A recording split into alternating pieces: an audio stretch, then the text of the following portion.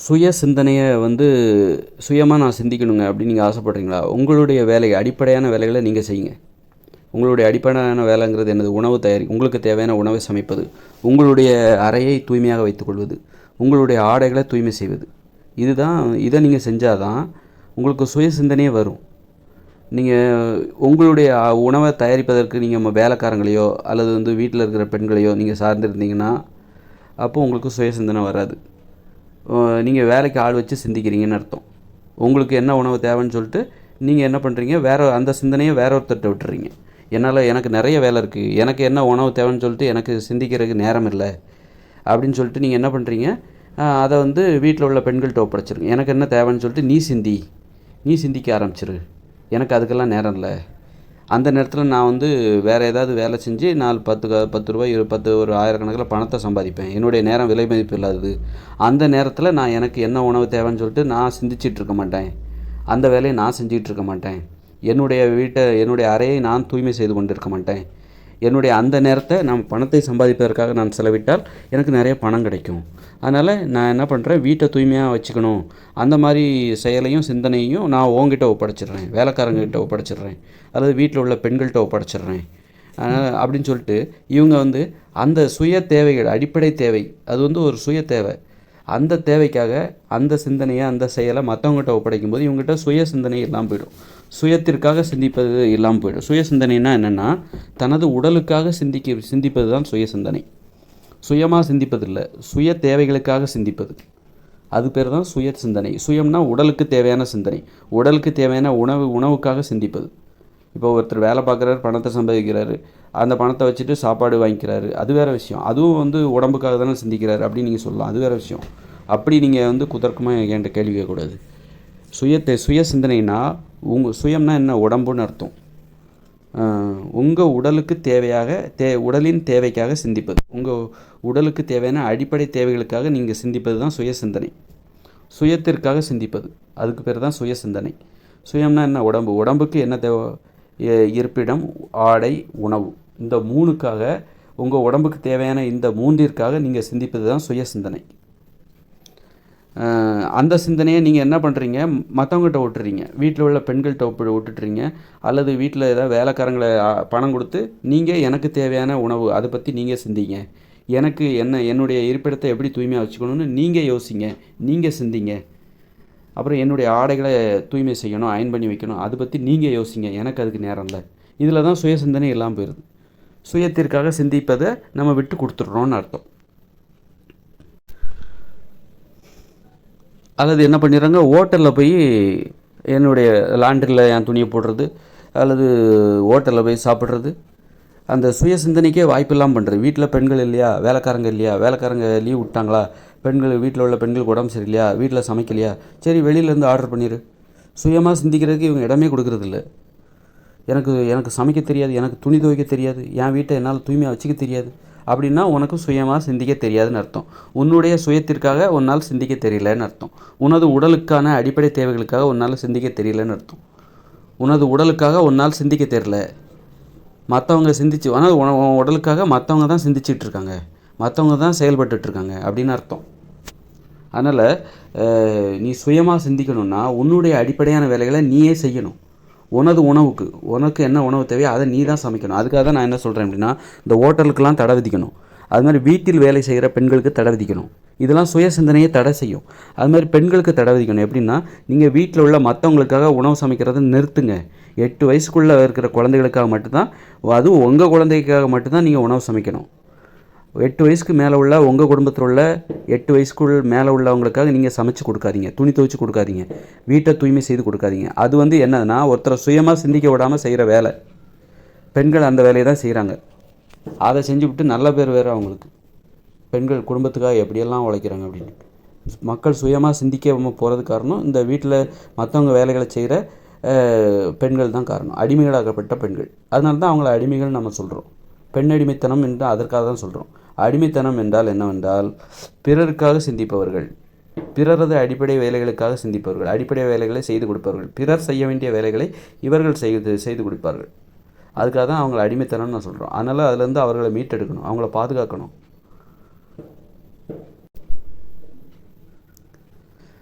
அவர்களிடமிருந்து மற்றவங்களையும் பாதுகாக்கணும். பெண்களை பாதுகாத்துட்டா பெண்களிடமிருந்து மற்றவங்களையும் பாதுகாக்கலாம், பெண்களையும் பாதுகாக்கலாம். அதனால் பெண்ணடிமைத்தனம் என்பது பெண்களை மட்டும் பாதுகாக்கிற வேலை கிடையாது, பெண்களிடமிருந்து மற்றவர்களையும் பாதுகாக்கிற வேலை.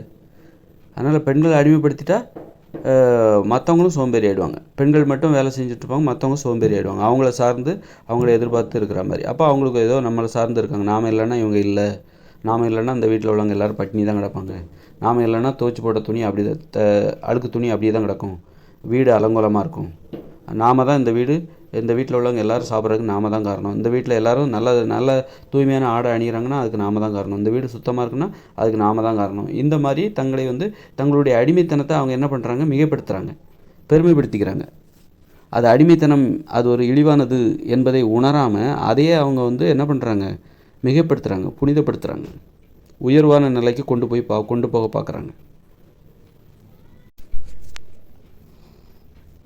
அப்போது மற்றவங்க ஒவ்வொருத்தரும் சுயமாக சிந்திக்கணும்னா அவங்களுடைய அடிப்படை தேவைகளை அவங்களே செய்யணும், அவங்களே அதை பற்றி சிந்திக்கணும். இன்றைக்கி நாம் என்ன உணவு சமைக்கலாம், நமக்கு தேவையான உணவு இன்று என்ன, இன்றைக்கி என்ன சாப்பிட்லாம், நாளைக்கு என்ன சாப்பிட்லாம், அது இன்றைக்கே அந்த காய்கறியை வாங்கி வச்சிடலாமா, அல்லது நம்ம ஆடைகளை துவைக்கணுமே, நிறைய அழுக்கு சட்டை சேர்ந்துருச்சே, அழுக்கு ட்ரெஸ் சேர்ந்துருச்சு, அதை நம்ம துவைக்கணுமே, இந்த வீட்டை நம்ம இன்றைக்கி தூய்மை செய்யலாமா, துடைக்கலாமா, ஈர துணி வச்சு, இன்றைக்கி ஓய்வு நாள் தானே, விடுமுறை தானே, இந்த வீட்டை தூய்மை செய்யலாமா, இதை கொஞ்சம் அழகாக அடுக்கி வைக்கலாமா, இந்த வீட்டை அழகுபடுத்தலாமா, இப்படி சொல்லிட்டு நமது சுய தேவைகளுக்காக நாம் சிந்திக்கிறோம் பாருங்க, அதுதான் சுய சிந்தனை. நல்லா தெரிஞ்சுக்கோங்க, சுய சிந்தனைனா என்னென்னா நமது சுய தேவைகளுக்காக, நமது உடலுக்கு தேவையான, நம்ம இந்த வீட்டில் நமக்குன்னு ஒரு அறை இருக்குது, அந்த அறையில் நம்ம படுத்து தூங்குகிறோம், அந்த அறைங்கிறது நமது உடல் ஓய்வெடுப்பதற்கான அறை. அப்புறம் நமது உடலுக்கு தேவையான உணவு, அதை சமைக்கணும், அதை பற்றி சிந்திக்கணும். நமது உடலில் அணிகிற ஆடைகள், அதை தூய்மை செய்யணும், அதை அயன் பண்ணி வைக்கணும், அதை பற்றி சிந்திப்பது, இதுதான் சுய சிந்தனை. அதனால் சுய சிந்தனை என்பது என்னவென்று இப்போ நான் உங்களுக்கு தெளிவாக சொல்லிட்டேன். அப்படின்னா சுய சிந்தனை என்பது எத்தனை பேர்கிட்ட இருக்குது, நீங்கள் உங்களுடைய அடிப்படை வேலைகளை நீங்கள் செய்கிறீங்களா, அப்போ தான் நீங்கள் சுய சிந்தனை உடையவர் என்று பொருள். அப்போ அப்படின்னா சுயமாக சிந்திக்கிற சுய சிந்தனைன்னா என்னென்னு தெரிஞ்சு போச்சு. அப்போ இந்த சுய சிந்தனைக்கு யார் தடையாக இருக்கிறாங்க, மக்கள் சுயமாக சிந்திப்பதற்கு யார் தடையாக இருக்காங்க, பெண்கள் தான் தடையாக இருக்காங்க, அடிமைப்படுத்தப்பட்ட பெண்கள் தான் தடையாக இருக்காங்க, பெண்களை அடிமைப்படுத்துகிற ஆண்கள் தான் தடையாக இருக்கிறாங்க. ஆண் சர்வாதிகாரம், ஆணாதிக்கம் என்பது சரியானது, ஆண் சர்வாதிகாரம் தான் தப்பு, பெண் அடிமைத்தனம் என்பது தவறானது. பெண்கள் ஆண்களுக்கு உதவியாக இருக்கணும். இந்த இயந்திர அறிவியல் உலகில் பெண்கள் ஆண்களுக்கு உதவியாக இருக்கணும். ஆண்கள் பெண்கள் மீது ஆதிக்கம் செலுத்தணும், அதாவது பெண்களை கட்டுப்படுத்தணும், பெண்கள் அதற்கு கட்டுப்படணும். இந்த இயந்திர அறிவியல் உலகில் இது செயற்கையான உலகம். இந்த செயற்கையான உலகம் என்பது, இந்த இயந்திர அறிவியல் உலகம் என்பது கடினமானது, பிரம்மாண்டமானது. இந்த இயந்திர அறிவியல் உலகில் ஆண்களை கட்டுப்படுத்துகிற திறன் பெண்களுக்கு கிடையாது, பெண்களை கட்டுப்படுத்துகிற திறன் ஆண்களுக்கு உண்டு. அதனால் பெண்கள் கட்டுப்படணும். அப்படின்னா ஆண்கள் பெண்கள் மீது ஆதிக்கம் செலுத்தணும். அந்த ஆதிக்கம் என்பது அளவுக்கு அதிகமாக போகும்போது அது சர்வாதிகாரமாக மாறுகிறது. சர்வாதிகாரம் தான் தப்பு, ஆணாதிக்கம் என்பது சரி, சர்வாதிகாரம் தவறு. பெண்களை அடிமைப்படுத்துவது இந்த ஆண் சர்வாதிகாரம், பெண்களை அடிமைப்படுத்துகிற ஆண்கள் அனைவருமே சர்வாதிகாரிகள் தான். ஆணாதிக்கம் என்பது சரியானது. ஆணாதிக்கம் உடையவர்களாகத்தான் இந்த இயந்திர அறிவியல் உலகில் ஆண்கள் இருக்க வேண்டும். ஆணாதிக்கம் உடைய ஆண்களுக்கு உதவியாளர்களாக பெண்கள் இருக்கணும், ஒத்துழைப்பு கொடுப்பவர்கள். ஆணாதிக்கத்திற்கு ஒத்துழைப்பு கொடுக்கிறவர்களாக பெண்கள் இருக்கணும். அப்படின்னா இந்த பெண்கள் ஆண்கள் இப்போ என்ன பண்ணுறாங்க, ஆணாதிக்கம் இல்லாமல் ஆண் சர்வாதிகாரிகளாக மாறிடுறாங்க, பெண்களை அடிமைப்படுத்துகிற சர்வாதிகாரிகளாக மாறிடுறாங்க, பெண்கள் அடிமைகளாக இருக்காங்க. அப்போ பெரும்பான்மையான மக்கள் சுயமாக சிந்திக்காமல் போகிறாங்க, அவங்களுடைய அடிப்படை வேலைகளை அவங்களால செய்கிறது இல்லை பெரும்பான்மை. அதுக்கு காரணம் யார், அடிமைகளாக உள்ள பெண்கள், அடிமைப்படுத்தப்பட்ட பெண்கள். அப்போது பெண்கள் சுயமாக சிந்திப்பதற்கு எந்த அளவுக்கு தடையாக இருக்காங்க பாருங்கள். அதாவது அடிமைப்படுத்தப்பட்ட பெண்கள் இந்த உலகத்தில் நிறைய பேர் இருக்காங்க. அவங்க சுயமாக சிந்திப்பதற்கு எந்த அளவுக்கு தடையாக இருக்காங்க வரும். மற்றவங்களுக்காக சமைக்கிற 8 வயசுக்கு மேற்பட்ட மற்றவர்களுக்காக சமைக்கிற அனைத்து பெண்களுமே அடிமைகள் தான். அடிமைகள்னால் யாருன்னா, நீங்கள் உங்கள் வீட்டில் உங்கள் குழந்தை 8 வயசுக்கு உட்பட்ட உங்கள் குழந்தைகளுக்காக நீங்கள் சமைச்சு கொடுக்கலாம். அந்த பெண்கள் அது தப்பு கிடையாது. 8 வயசுக்குள்ளே அந்த குழந்தைகளுக்கு சமைக்க கற்றுக் கொடுக்கணும், எளிமையாக எப்படி சமைப்பது என்பதை கற்றுக் கொடுக்கணும். 8 வயசுக்கு மேலே ஆகிடுச்சா, அதன் பிறகும் நீ அந்த குழந்தைக்கு சமைச்சு கொடுக்குறன்னா நீ அடிமை. 8 வயசுக்கு மேலே உனது கணவருக்காக அல்லது 8 வயசுக்கு மேலே உள்ள உனது குழந்தைகளுக்காக வீட்டில் உள்ள மற்றவர்களுக்காக நீ சமைச்சு கொடுக்குறியா, அப்படின்னா நீ அடிமை, பெண் அடிமை. அது மாதிரி நீ மற்றவங்களுடைய ஆடைகளை நீ தூய்மை செய்கிறியா, அவங்கள தூய்மை செய்ய விடாமல் நீ தூய்மை செய்கிறியா, அப்படின்னா நீ ஒரு அடிமை. அப்போ நீ தூய்மை செய்யணும்னு சொல்லிட்டு உன்னை யாராவது நிர்பந்திக்கிறாங்களா? அவங்க தான் சர்வாதிகாரி. நீ தான் இந்த வீட்டில் உள்ள எல்லாத்துக்கும் தேவையான உணவை சமைக்கணும் அப்படின்னு சொல்லிட்டு உன்னை யாராவது நிர்பந்திக்கிறாங்களா, கட்டாயப்படுத்துகிறாங்களா அப்படின்னா அவங்க வந்து சர்வாதிகாரி. அவங்க உனது அடிமைத்தனத்துக்கு அவங்களும் காரணம். அதனால் வந்து சுயமாக சிந்திப்பதுன்னா என்னென்னாக்கா, சுய தேவைகளுக்காக சிந்திப்பது. சுயம்னா என்னென்னா உடம்பு தான் சுயம். உடல் தேவைகளுக்காக, உடலின் அடிப்படை தேவைகளுக்காக சிந்திப்பது. உடலின் அடிப்படை தேவை என்பது என்ன? உணவு, இருப்பிடம், உடை. இந்த 3 தான் அடிப்படை தேவை. அந்த அடிப்படை தேவை ட்ரெஸ்ஸை தூய்மையாக வச்சுக்கணும், சலவை செஞ்சு துவைச்சி வச்சுக்கணும், அயன் பண்ணி வச்சுக்கணும், அப்புறம் வந்து சாப்பிடணும், உணவு தேவை, அப்புறம் இருப்பிடத்தை தூய்மையாக வச்சு. இந்த 3த்தையும் வந்து அவங்கவுங்களே சிந்திக்கணும். அவங்கவுங்க தேவையை அவங்கவுங்களே சிந்திக்கணும். அதுதான் சுய சிந்தனை. அந்த சுய சிந்தனைக்கு இங்கே யார் தடையாக இருக்காங்க?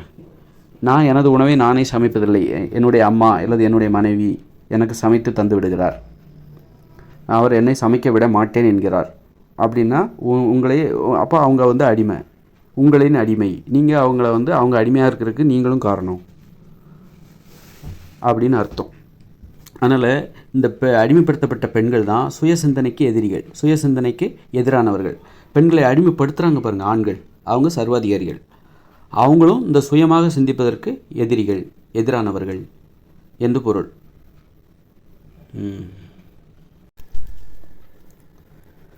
இப்போது அடிமைப்படுத்தப்பட்ட பெண்களோட வேதனையை யார் புரிஞ்சுப்பா?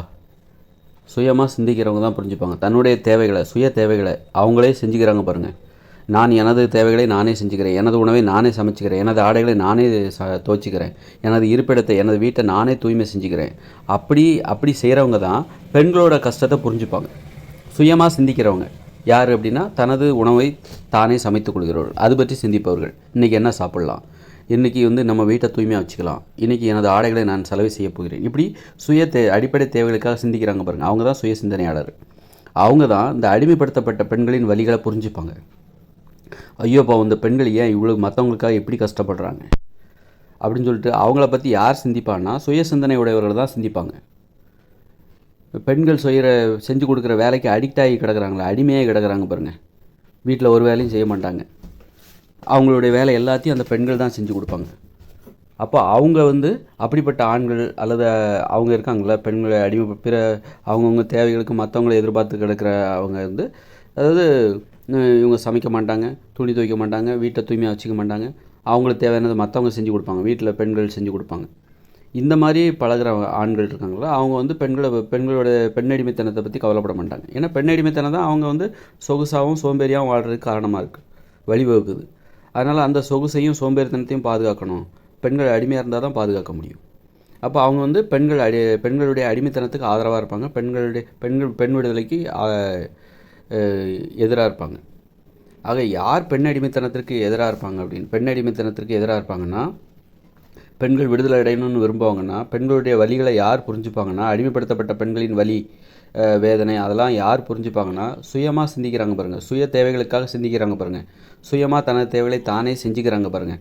அடிப்படை அவங்கவுங்களுக்கு தேவையான உணவை சமைக்கிறது, அவங்க ஆடைகளை அவங்களே தூய்மை செய்கிறது, அவங்க இருப்பிடத்தை அவங்களே தூய்மையாக வச்சுக்கிறது, அவங்க தான் பெண்கள் அடிமைப்படுத்தப்பட்ட பெண்களின் வேதனையை புரிஞ்சுப்பாங்க.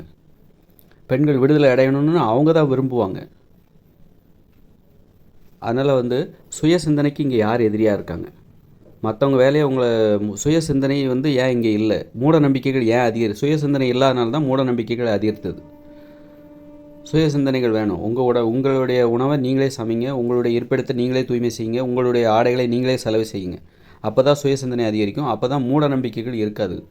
பெண்கள் தான் இதை செய்யணும், பெண்கள் தான் சமைக்கணும், பெண்கள் கையால் சமைச்சு கொடுத்து சாப்பிட்டா தான் அதுதான் அன்பு, இந்த மாதிரி இதெல்லாம் மூட நம்பிக்கை, மூடத்தனமாக ஒரு நம்பிக்கை. பெண்கள் அவங்க சமைச்சு போடணும், அவங்க கையால் சாப்பிட்ணும், ஆண்கள்னால் தட்டை கழுவக்கூடாது, ஆண்கள் இந்த வேலை செய்கிறது பெண்கள், அதுதான் அன்பு, அதுதான் பெண்ணின் அன்பு, அதுதான் இது ஒரு மூட நம்பிக்கை.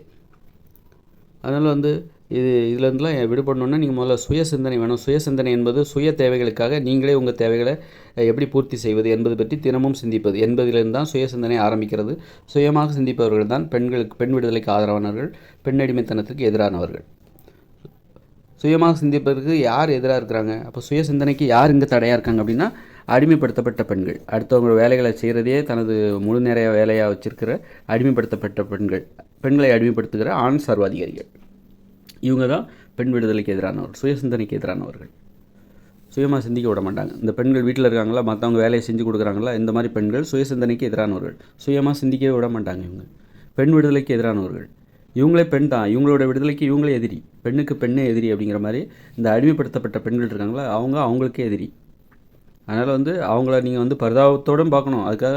அதுக்காக வந்து அவங்கள வந்து லேசாகவும் நினச்சிடக்கூடாது. இவர் பெண்ணடிமைத்தனத்தின் காவலர்களாக அவங்களே தான் இருப்பாங்க. ஆண்கள் சர்வாதிகாரிகளாக இருக்கணும் அப்படின்னு எதிர்பார்க்குறவர்களும் அவங்க தான். அதனால் வந்து அவங்க மேலே நீங்கள் பரிதாபப்படுங்க. அதே நேரத்தில் வந்து அந்த பரிதாபம் ஒரு அளவோடு நிறுத்திக்கணும். அவங்களுடைய இன்னொரு பக்கம் கொடூரமானதாகவும் இருக்குது.